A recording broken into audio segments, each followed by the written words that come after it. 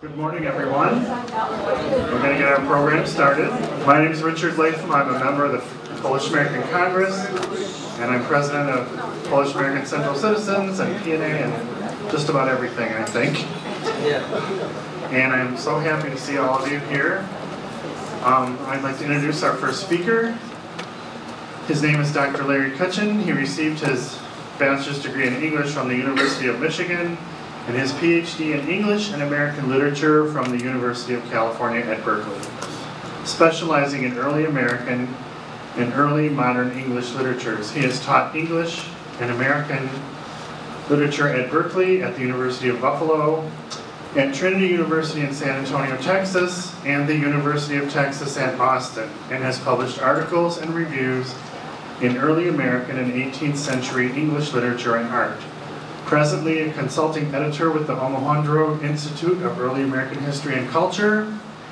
He is writing a book on the relation between a crisis in religious faith and genocidal colonialist violence in colonial New England, titled Running to Hagar, New England, 1636. Through a very interesting,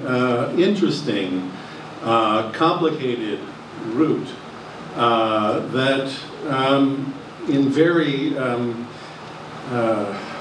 original ways, I think this is the way to put it, links up with what I want to talk about today and the occasion of the conference today. Here we're going to talk about the first labor strike. Other people are going to do that. I'm going to talk about origins of America, early America, more in general, and I'm going to come at it through my own story. My own story via Polish America. Then I will talk about Jamestown, and I will circle back, hopefully, back to something to say after the short journey back to early America and back up to the present in Polish America. I should say first that I'm part of my own story via Polish heritage. I am an adopted child. I was brought up by my mother, adopted mother was Polish. I grew up identifying very closely with that Polish family, but had the sense that somehow I wasn't really Polish, that I was from somewhere else. So I started life in the way that I think a lot of immigrants started. Just less self-consciously, but maybe even more traumatically, in two places at once, inside and outside. And maybe it was that sort of opening, that double awareness that made me more keenly aware of my surroundings, especially as they had to do with contrasting families. My mother and my aunts and uncles. She was one of 11 children. Both of her parents were immigrants. Teofil Romanik came, as far as I know, as far as those surviving, as those memories surviving know, via the Ukraine to America in 1906. My grandmother, Anna Kogut, came in 1913. From outside of Krakow. They both would have left from the port of Hamburg, Germany. If she left a year later, she wouldn't have got out. It would have been World War I. Where was she going? Well, the story of her, and I think the opening of Godfather II and seeing the Statue of Liberty, was that she wanted to go to America. And so I grew up with that. Now, she was the immigrant that wanted to come to America. And she would repeat it over and over again. And she was the only one in her family who did. On the boat, she met somebody. She met a friend, or she made a friend on the boat. And the person said, "Where are you going?" And she said, "America." Yes, but where? America. And she said, "Well, I'm going to Detroit. My brother's already there. Why don't you come with me?" And so she did. And so she ended up in Detroit, she ended up in Hamtramck. That's where she met my grandfather, Theodore Teofil, and they had 2 children in Hamtramck. He was one of the original employees, judging by the dates of Dodge Brothers. He had to have been one of the very first working there at that plant, put there because of available Polish labor there. He made enough money to buy land in northern Michigan, in what is now Boyne Falls, which at that time was becoming a Polish settlement. A Polish settlement on top of what had been a lumber town named after a region in Ireland, the Boyne Valley.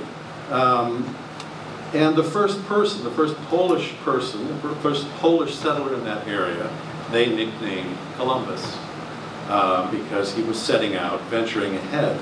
So the New World sort of started again, venturing from the city to the country. Their ideal was to live the kind of life they envied or that they aspired towards in Poland and the Ukraine. But I want to sort of take a very different sort of route.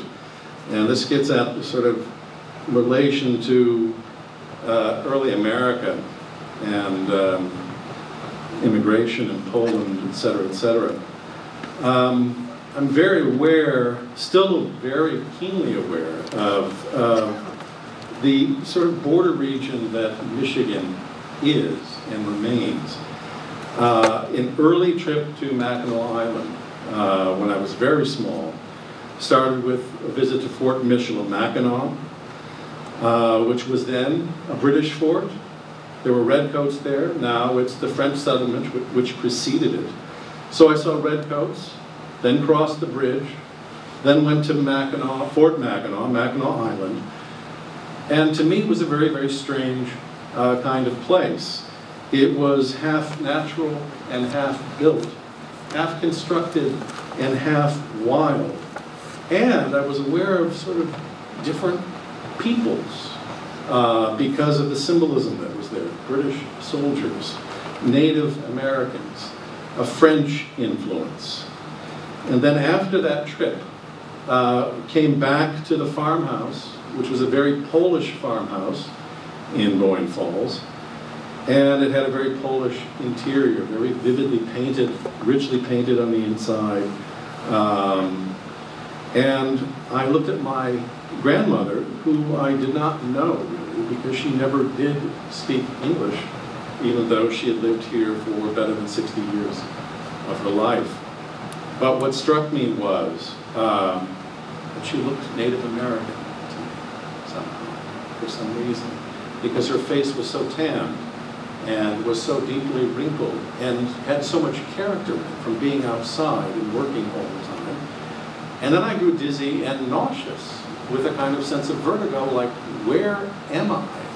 I've been through this very strange mixed place, combined of Native Americans, British, French, and Polish. And I heard the Polish language a lot. I didn't understand it, but I would hear my name in the midst of it. And this sort of vivid imagery would go through my head. And so I had this sense very early of a very complicated place of uncertain borders. And so when we go to early Jamestown, and that's what I'm going to talk about, early Jamestown, 1607, 1608, okay? This is a very different place than what we think of in terms of what we customarily think of as early America. We grow up with, I think, the myth of the city on the hill, of New England, of coming here, of pilgrims and Puritans coming here as God's chosen people, coming here to exercise religious freedom, etc., etc., etc. Jamestown is a very different place. It's a place of very uncertain, unstable borders. It comes with no well-defined mission other than to gain a foothold in the Americas. England comes late to early America. They come after Spain, they come after France, and after Roanoke and a couple of other failed colonies. or other failed colonial ventures, the whole point is to establish a foothold. So it is best to think of Jamestown as one wave of, the analogy would be something like D-Day. The analogy would be something like Omaha Beach. Waves and waves of settlers dying, starving, trying to establish that beachhead for not so much an English empire, but for English fortunes. Jamestown starts out as a company venture. It starts out as a money-making venture. It doesn't have illusions about religious destiny for the most part. And so we come to Captain John Smith, the most famous person associated with the origins of early America. The connections between John Smith and Poland are actually more interesting than one might think. John Smith started his career as a restless child in England, born to lesser gentry. He goes on adventures to Europe to prove himself as a young man and to become a gentleman through what? Through feats of arms. And he is eager to fight the Turks in Europe. He becomes a gentleman during a battle with the Turks in which one Turkish commander challenges the English to a one-on-one fight. John Smith is put out as the best warrior, Turkish warrior, one-on-one. He fights 3 in a row. He kills all 3 and beheads each of them. And then he is granted a coat of arms. He becomes a gentleman that way. And on his coat of arms are the three heads of the Turkish soldiers that he killed.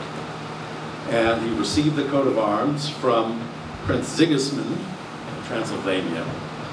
But John Smith would brag about his gentlemanly status, his status as a gentleman, because the King of Poland vouched for him. That's what he said. He didn't say the King of England. He didn't say the King of anywhere else. The King of Poland said, I'm a gentleman. Now, if that doesn't make me a gentleman, I don't know what does. That is a very different sense of Poland at the time. But I think he cited it because of Poland's position as a kind of in-between place between West and East. It's somewhat exotic. It's not France, it's not Germany.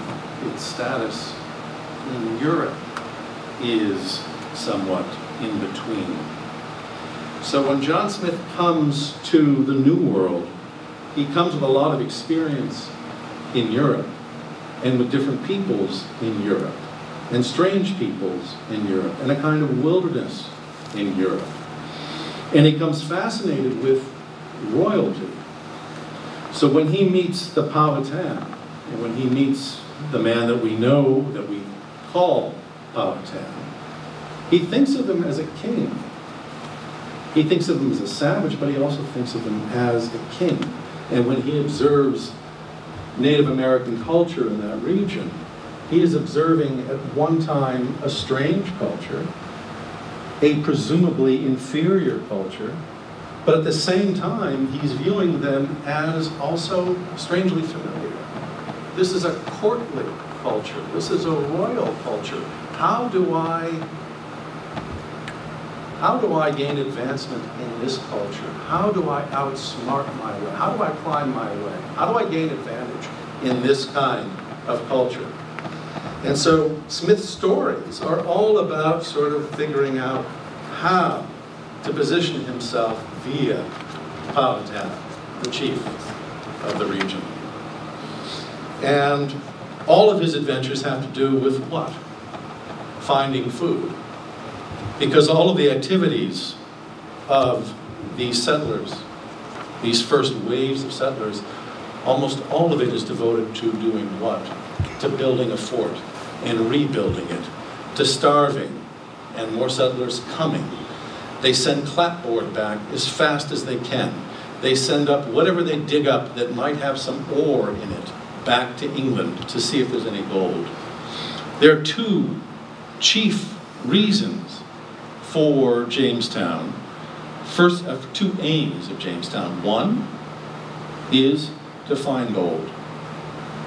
That's inherited from the Spanish Empire. We're going to find gold. Where's the gold?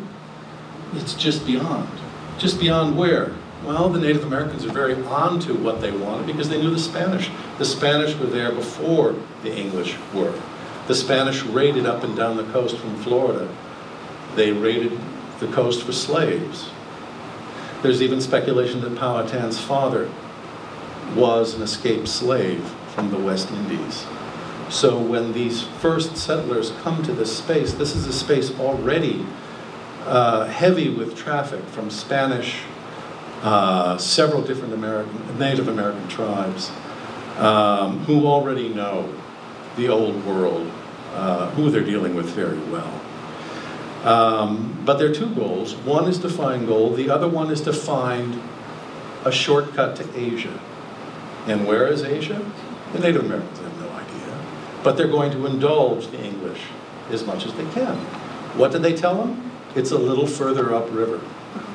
Where? It's just a little, keep going. Just keep going. And they know, okay, if anybody's seen, say, Gire, Wrath of God or something, that something dreadful is going to happen if they keep pursuing gold. They're going to die out. So the Native Americans are very on to what the Europeans, what the English want. And the extent of their knowledge, of Native American knowledge, are the mountains, the Appalachians. That's it. Asia might be, for all we know, it could be just beyond there. But we don't know. But just keep looking. Keep going up the James, and that's what they keep doing. So you imagine the James River and how far you could go up the James River looking for Japan. It's just a little bit westward. Okay? So the activities are what? Building and rebuilding the fort, stealing food because they can't grow a stable crop, and getting to know the Native Americans. Okay. Now, what kinds of people make up Jamestown? Well, for the most part, there are two kinds. There are gentlemen, but not gentlemen in the sense that we think of as gentlemen. They are gentlemen soldiers. For the most part, most of the so-called gentlemen were gentlemen because of feats of arms. And most of the soldiers who came to early America, who came to Jamestown, had a prior experience of so-called wilderness and of so-called savages. And that experience was gained. Those people were so-called, were presumably known in Ireland. All of what they felt they knew about Native Americans, they presumed to know about Ireland. Ireland was another wilderness to them. It was actually a more threatening wilderness to them. And they were all highly skilled soldiers. The other kinds were laborers, some skilled, some simply general laborers. Some of them came willingly, some of them virtually slaves. When labor was needed, much like the British Navy, you simply rounded up people that couldn't resist. The way press gangs would search for sailors. You would go to taverns, you would go to different places where the poor might be. And if they had no strength to resist you, no authority to resist you, you could have been swept up, put on a ship, and sent to early America. So among the commoners were skilled, unskilled laborers, and boys. Early America, Jamestown especially, was a way of solving this problem of vagrant children. Children would be rounded up, put on ships, and sent to the New World. Most never heard from again. Let me see. The site, if anybody, how many people have been to Jamestown? Okay. It's very unspectacular. It's not very grand. It's not the place that you think of as an origin. It doesn't sort of give rise to those feelings that a sense of origin should conjure. It's a swamp. It's a swamp, it's flat, it's unspectacular, and it was chosen for strategic reasons. The water was very deep there, and it was a good place to defend themselves against Native Americans and against Spanish that might be coming up looking for English. The Spanish were always wary of the English. They were always wary of settlements. And so it could defend itself from both. I want to contrast Jamestown a little bit with New England and suggest we start to think about origins via Jamestown. Origins, Jamestown, American origins via Jamestown differently than we've been accustomed to.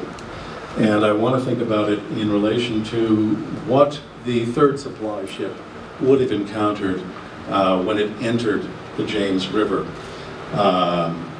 What it did see, what it beheld when it came here, when it came to the coast, when it came to the James River after the Chesapeake Bay.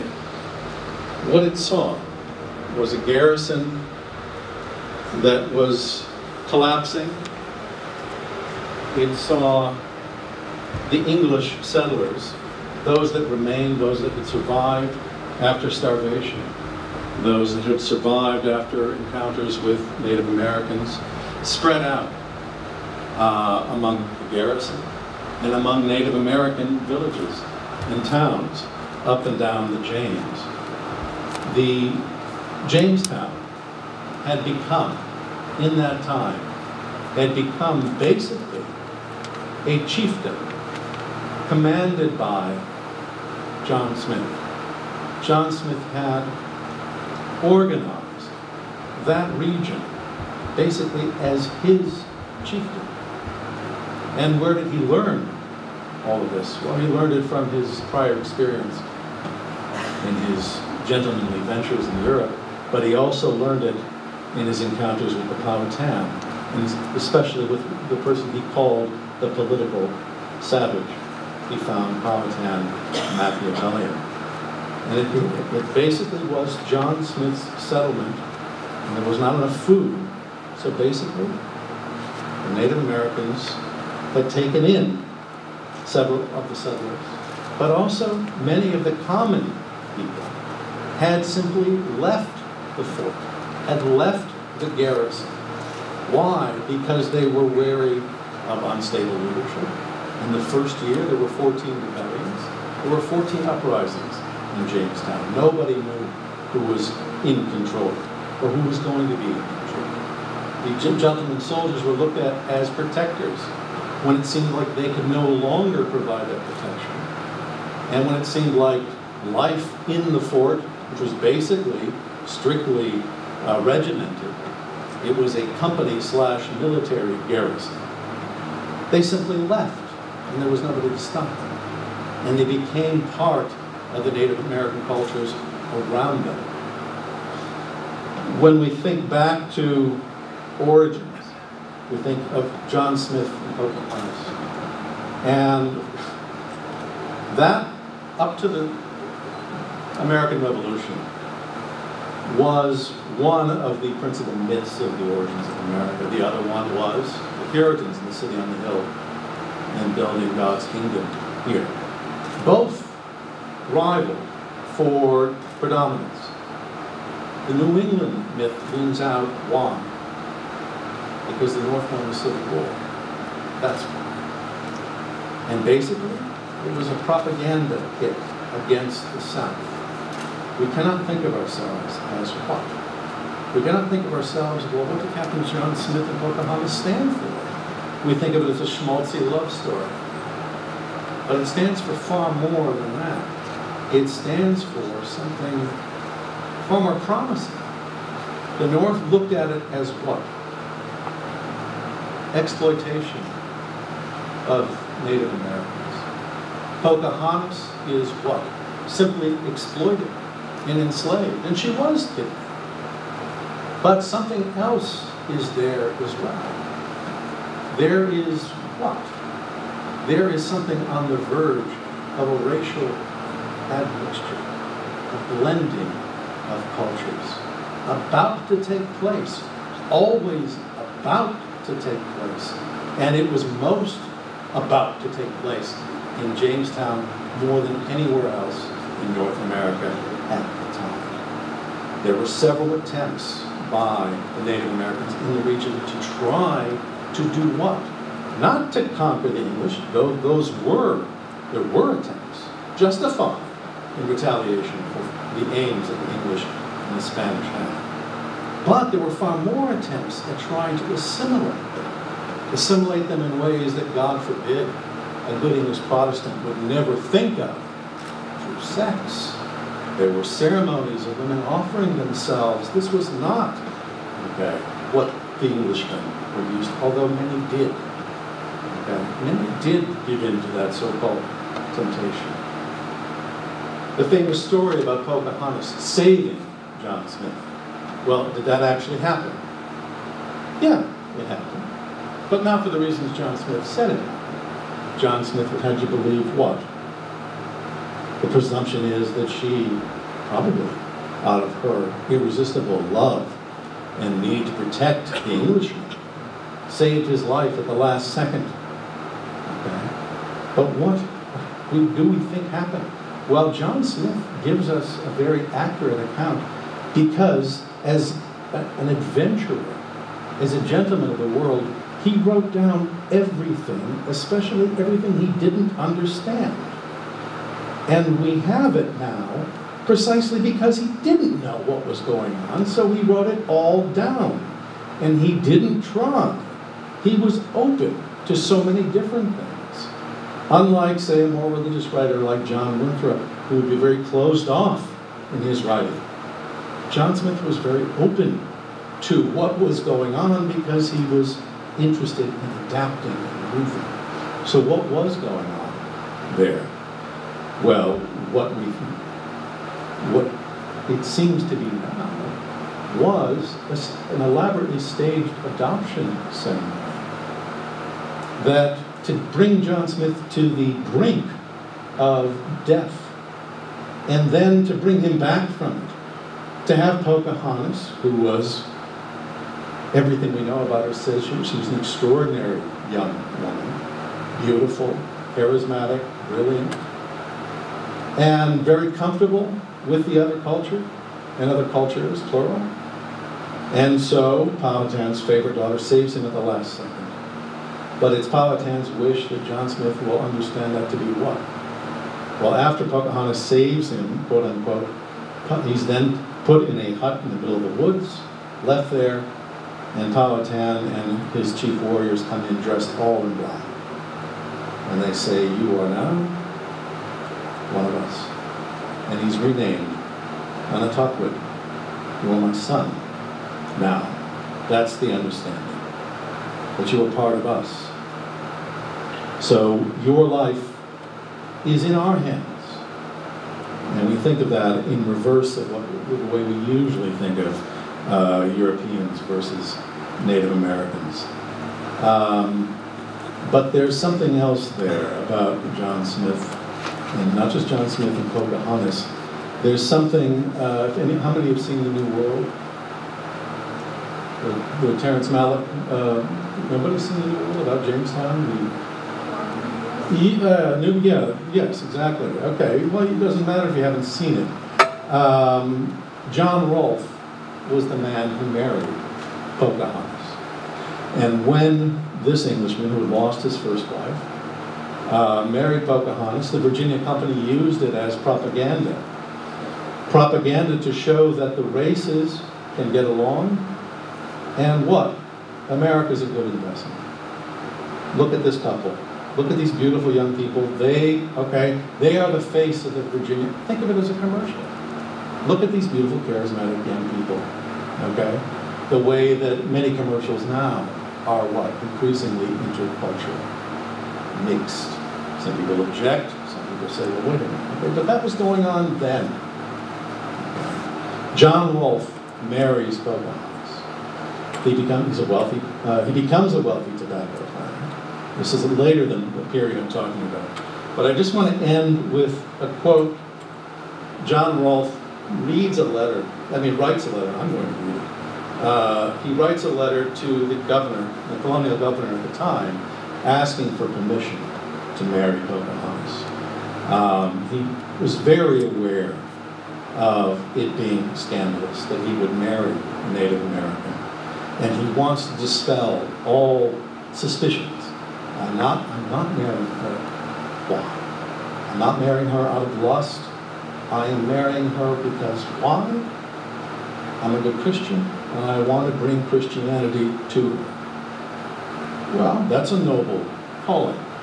But is that really what was going on most deeply in his mind?